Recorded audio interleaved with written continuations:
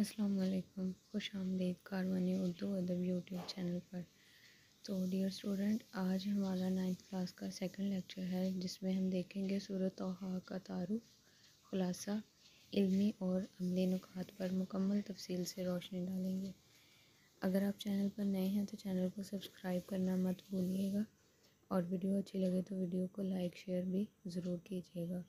सूरत तोहा जो है इसको एक बहुत ही मशहूर वाक़या के साथ रिलेट किया जाता है कि जिसमें बयान किया जाता है कि हज़रत उमर रज़ी अल्लाह ताला अन्हा के जो थे इस्लाम कबूल करने की वजह भी जो थी वो सूरत तोहा की तिलावत थी।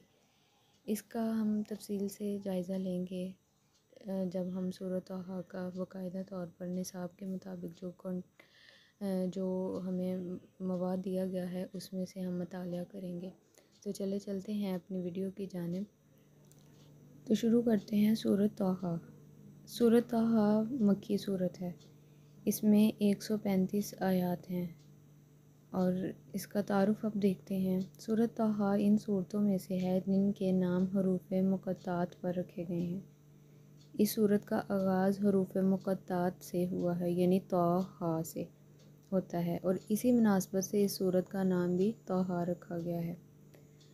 अब सूरत तोहा के 8 में से 5 रुकुओं में हज़रत मूसा अलैहिस्सलाम की ज़िंदगी बयान फरमाई गई है, यानी कि उनकी ज़िंदगी का तफसीली जायज़ा लिया गया है। जिन सूरतों के बारे में हज़रत मोहम्मद सल्लल्लाहु अलैहि वसल्लम ने फरमाया यह मेरा कदीम माल और कीमती असासा है, इनमें से एक सूरत तोहा भी है। सही बुखारी किताबुल तफसीरुल कुरान में ये हदीस जो है वो कोट की गई है। अब जैसे मैंने स्टार्ट में कहा कि इस सूरत को एक बहुत मशहूर वाक़या के साथ भी रिलेट किया जाता है, तो वो हज़रत उमर फ़ारूक रज़ी अल्लाह ताला अन्हा के इस्लाम लाने के वाक़या में इसको रिलेट किया जाता है कि जब वो अपनी बहन के घर तशरीफ़ लेकर गए, उन्होंने अपनी बहन से सूरत तोहा की आयत सुनी थी, तिलावत सुनी थी। उनके दिल में तजस्सुस पैदा हुआ कि ये कौन सा कलाम पढ़ा जा रहा है। तो उन्होंने अपनी बहन से कहा कि मुझे दिखाओ कि क्या पढ़ रही हो। तो उन्होंने कहा कि सबसे पहले आप गुस्ल करके आएँ, तब जाके मैं ये आपको दूँगी। तो जब हज़रत उमर रज़ी अल्लाह ताला अन्हा गुस्ल करके आए तो उन्होंने जब सूरत तोहा की तिलावत की तो उनके दिल में जो था इस्लाम ने घर कर लिया। उनका दिल जो था वो मोम हुआ और उन्होंने फ़ौरन उसी वक्त ही इस्लाम कबूल करने का फ़ैसला कर लिया। ये वो वाक़या है कि जिसके साथ इस सूरत को बहुत ज़्यादा रिलेट किया जाता है कि इस सूरत से हज़रत उमर फ़ारूक रज़ी अल्लाह ताला अन्हा ने इस्लाम कबूल किया था। अब आपको पेपर में एक इस तरह भी सवाल आ सकता है कि हज़रत उमर फ़ारूक का इस्लाम कबूल करने का वाक़या मुख्तसर बयान करें, तो आप उसमें ये सूरत तोहा का हवाला दे सकते हैं। आगे है सूरत तोहा का खुलासा। हज़रत मूसा अलैहिस्सलाम का तफसीली तज़किरा और फिर तौहीद, रिसालत और आखिरत का बयान भी है। अब हम देखते हैं कि इस सूरत में किन किन मज़ामीन को डिस्कस किया गया है। सूरत तोहा में हज़रत मूसा अलैहिस्सलाम की ज़िंदगी के 3 मराहल बयान किए गए हैं। हज़रत मूसा अलैहिस्सलाम की पैदाइश से लेकर मदरीन हिजरत फरमाने तक, मदरीन से सहराए सीना की तरफ हिजरत और सहराए सीना हिजरत के बाद से वसाल तक का दौर, यानी कि उनकी होल लाइफ को डिस्कस किया गया है इस सूरत में। आखिर के 3 रुकुओं में तौहीद, रिसालत और आखिरत का बयान है। अल्लाह ताला की अजीम कुदरतों और उनकी सिफ़ात का ज़िक्र किया गया है। हज़रत आदम अलैहिस्सलाम का मुख्तसर तज़किरा किया गया है, यानी कि उनकी पैदाइश कैसे हुई, कैसे वो एक सिलसिला शुरू हुआ, उसका भी मुख्तसर सा तज़किरा किया गया है। आखिरत में नाफरमानों के बुरे अंजाम को भी बयान किया गया कि जो लोग ईमान नहीं लाए उनको क्या सज़ा दी जाएगी।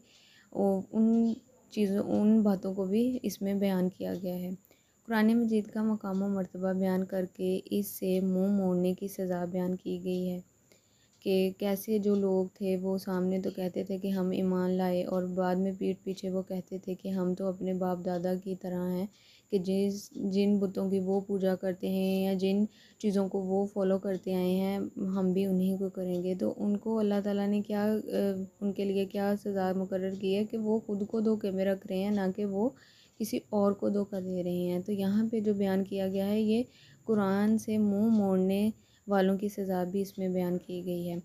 सूरह ताहा के आखिर में ये समझाया गया है कि अल्लाह ताला का कानून है कि वो किसी कौम को उसके कुफ्र और इनकार पर फ़ौरन नहीं पकड़ता बल्कि मोहलत देता है, इसलिए कि हक़ वालों को सब्र के साथ दीन की दावत का काम करते रहना चाहिए। अब इसमें हम अक्सर जल्दबाज़ इंसान कह देते हैं कि फ़ौरन ही वो चीज़ हो जाए कि जिसने हमारे साथ गलत किया है या हमारी कोई बात नहीं मानी तो उसके साथ भी फ़ौरन गलत हो जाए। तो अल्लाह ने कितने वाज़िह तरीके से बयान किया गया है कि फ़ौरन नहीं होता बल्कि उनको मोहलत दी जाती है। और वो मोहलत दो तरह से दी जाती है, या तो वो परहेज़गार हो जाएं, वो ख़ुद एनालिसिस करें रियलिटी का, वो ख़ुद इन चीज़ों को गौर व फ़िक्र करके देखें, या तो वो फिर राह हदायत पर आ जाएं। और इसमें भी यही कहा गया है कि जिसको अल्लाह चाहे हदायत देता है और जिसको चाहे नहीं देता। तो इसलिए भी मोहलत दी जाती है कि या तो वो सीधे रास्ते पे आ जाएं या फिर वो उस सरकशी में आगे चले जाएं कि फिर देखें कि वो क्या जिन चीज़ों की पैरोकारी वो कर रहे थे क्या वो चीज़ें उनको फ़ायदा दे रही हैं या नहीं दे रही। और जो हक़ के रास्ते पर उन्हें अल्लाह सब्र के साथ दीन की दावत देने का हुक्म दे रहे हैं। और हक़ का इनकार करने वालों के मामले में जल्दबाज़ी और बेसब्री का मुज़ाहरा नहीं करना चाहिए। और अल्लाह ताला ने यहाँ पर वाज़िया ही इस चीज़ को बयान कर दिया गया है। अब इस सूरत में कुछ इल्मी और अमली नुकात हैं जिनके ज़रिए इस सूरत की अहमियत को समझना और बच्चों आसान हो जाएगा। तो चलें चलते हैं उस नुकात को देखते हैं। पहले नंबर पे है अल्लाह ताला को हर चीज़ का मुकम्मल इल्म है, दुनिया में कोई चीज़ इससे छुपी हुई नहीं है। तो अल्लाह ताला को किसी भी सीसीटीवी कैमरे की ज़रूरत नहीं है। अक्सर औक़ात देखा जाता है कि जहाँ पे लिखा होता है ना कि कैमरे की निगाह आपको देख रही है, तो बींगा ह्यूमन बींगा इंसान हम वहाँ से बड़े छुप छुपा के कि नहीं कैमरा हमें देख रहा है, तो हम उस कैमरे को तो भूल ही जाते हैं जो चौबीसों घंटे हमें देख रहा है। और वो कौन सी ज़ात है? वो अल्लाह ताला की ज़ात है। लाख पर्दों में भी रह के हम कोई काम करना चाहें तो हम नहीं कर सकते, उसकी नज़र फिर भी हम पर होती है। दूसरे नंबर पे है दुनिया और आखिरत की सलामती उनके लिए जो हदायत की पैरवी करें, यानी कि अल्लाह ताला की ज़ात जिनको हदायत याफ्ता कर देती है उनके लिए दुनिया और आखिरत की सलामती है। नंबर तीसरे पे है नसीहत से अलगर्ज करने वाले क़यामत के दिन बहुत पछताएंगे। अब जो जिनको दीन की तबलीग करते हुए नसीहतें की जाती है वो अक्सर उन चीज़ों को जुटला देते हैं, तो वो क़यामत के दिन किसका नुकसान कर रहे हैं? वो ख़ुद का नुकसान कर रहे हैं। वो किसी को क्या फ़ायदा देंगे जो ख़ुद नुकसान में है। तो वो बेसिकली तो वो यही सोचते हैं ना कि हमें किसी नसीहत की ज़रूरत नहीं है, लेकिन नसीहत की ज़रूरत तो सबको ही है। नंबर 4 पे है क़यामत के दिन अल्लाह ताला ही फ़ैसला फ़रमाएगा कि कौन सिफ़ारिश करेगा। यहाँ पर वो एक चीज़ हाइड प्लेस पे आ गई है कि वो क़यामत के दिन ही अल्लाह फ़ैसला करेगा कि कौन उनकी सिफ़ारिश करेगा। हमें अल्लाह ताला से अपने इल्म में इज़ाफ़े की दुआ करते रहना चाहिए। यहाँ पर अल्लाह ताला ने इल्म हासिल करने की जो अहमियत है उसको वाज़िया कर दिया गया है। शैतान हमारा दुश्मन है जो वसवसा डालकर हमसे अल्लाह ताला की नाफरमानी करना चाहता है या करवाना चाहता है। तो यहाँ पर शैतान का भी जो एक मुखौटा है वो भी वाज़िह तौर पर बयान कर दिया गया कि शैतान का बेसिकली मकसद क्या है कि वो नेकूकारों को रोके, लेकिन जो अल्लाह का बंदा होगा, जो आबिद होगा, जो ज़ाहिद होगा, वो कभी भी उसकी बातों में उसके वसवसे में नहीं आएगा, बल्कि वो उसका दीन और पक्का हो जाएगा, उसका ईमान और अल्लाह रब्बुल इज़्ज़त पर जो है वो मुकम्मल तौर पर पुख्ता हो जाएगा। अल्लाह ताला ने इंसान में शर्म व हया की फ़ितरत रखी है, हमें बेहयाई और बेपर्दगी से बचना चाहिए। जैसे कि अल्लाह ताला ने नमाज़ कायम की तो उसका क्या था बेसिकली मकसद कि नमाज बेहयाई और बुरे कामों से रोकती है। और अल्लाह ताला ने कितना हुक्म दिया गया है कि एक नेक मर्द और एक नेक औरत को किस तरह अपनी शर्म व हया, अपनी निगाहों का पर्दे का ध्यान रखना चाहिए। कुरान मजीद पर अमल ना करने वालों की दुनियावी ज़िंदगी तंग कर दी जाती है, यानी उनकी दुनिया वीरान कर दी जाती है। और यहाँ पे हमें समझना चाहिए कि हमारे लिए एक जो जामिया किताब है वो कुरान ही है। हम उससे कैसे मुँह मोड़ सकते हैं जब हम उसकी आयतों को जुटलाते हैं और दीगर खुराफात में बिदअत में पड़ जाते हैं, तो हमारी दुनियावी ज़िंदगी ही तंग हो जाती है। साबका कौमों के खंडरात हमारे लिए इबरत के निशान हैं। जैसे अल्लाह ताला ने कौम आद, कौम समूद और उन पे जो अज़ाब नाज़िल हुए थे, फ़िरौन का वाक़या आप लोगों को पता है कि वो किस लिए अल्लाह ताला ने उनको बयान किया गया है कुरान में खोल-खोल के, ताकि इबरत का जो निशान लोग बने हैं उनसे लोग सबक सीख सकें और अल्लाह रब्बुल इज़्ज़त की तरफ रुजू करें। उन जो कुरान जामिया तौर पर आया उस पर अमल करें, उसकी तालीमात कुरान और सुन्नत को फ़ॉलो करें।